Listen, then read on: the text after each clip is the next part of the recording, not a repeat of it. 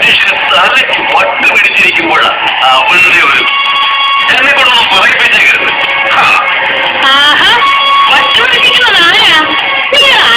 പേടിക്കുന്നേ തീരുമാനം അങ്ങോട്ട് തുറന്നു പറ.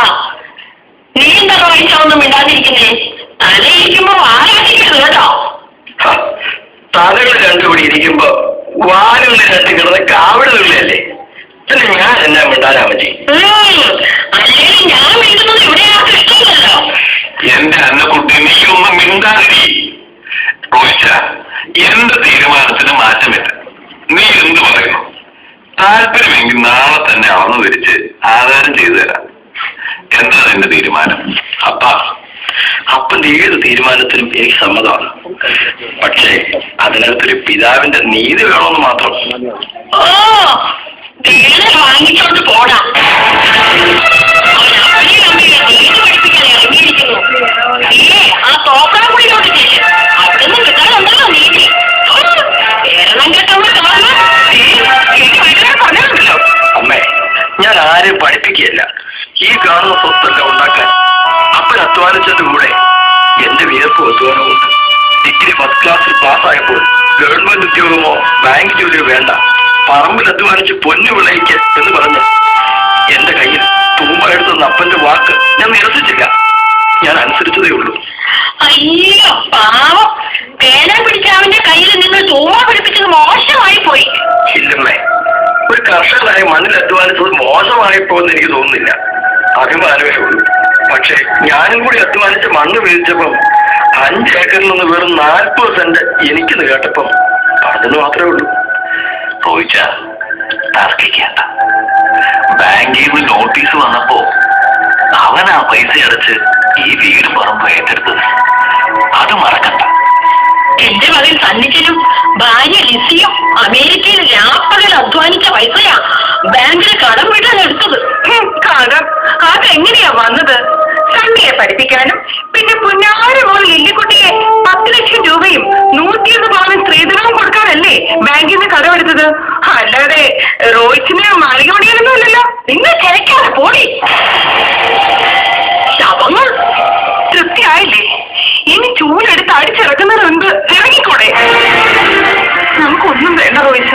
മക്കൾക്ക് നൽകുന്നെങ്കിൽ മനസ്സറിഞ്ഞ് സന്തോഷത്തോടെ നൽകണം. വാ, ഇറങ്ങുവാനി. അമ്മച്ചി, മുകളിലിരിക്കുന്ന ആളുകളെല്ലാം കാണുന്നുണ്ട്.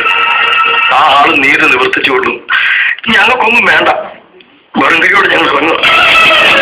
നാളെ നിങ്ങൾക്ക് എന്തെങ്കിലും ബുദ്ധിമുട്ടുണ്ടായാൽ വരാൻ പിടിക്കണ്ട. ഞങ്ങളുടെ വീടിന്റെ വാതിൽ നിങ്ങൾക്കായി തുറന്നു കിടക്കും. അത് ചിലപ്പോൾ വാടകയ്ക്കാകാം. എപ്പോൾ വേണമെങ്കിലും നിങ്ങൾക്ക് ഇവിടെ വരാം. ഞങ്ങൾക്ക് വേണ്ടി ഇടാൻ വെച്ചിരിക്കുന്ന 4 അരിയുടെ വെള്ളം ഒന്ന് വാങ്ങി വെച്ചത്. ഇറങ്ങി പോടാ. എന്താ നിന്നോട് കൂടെ പറഞ്ഞത്? ഇറങ്ങി പോടാ.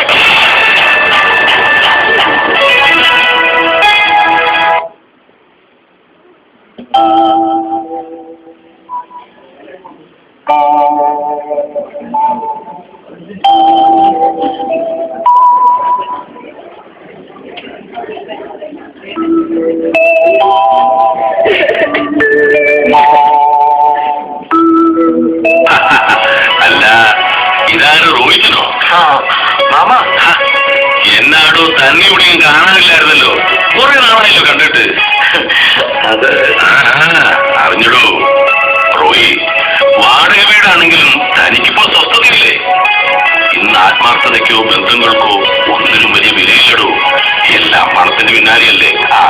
പിന്നെ താൻ അറിഞ്ഞില്ലേ, തന്റെ സഹോദരൻ തന്നെ അമേരിക്കയിൽ നിന്ന് വന്നിരുന്നു എന്ന്? ഞാൻ ഈ വീട് സംഘടിപ്പിക്കുന്ന തിരക്കിലായിരുന്നു. എന്നിട്ടെന്താ, 2 ആഴ്ചത്തെ അവധി.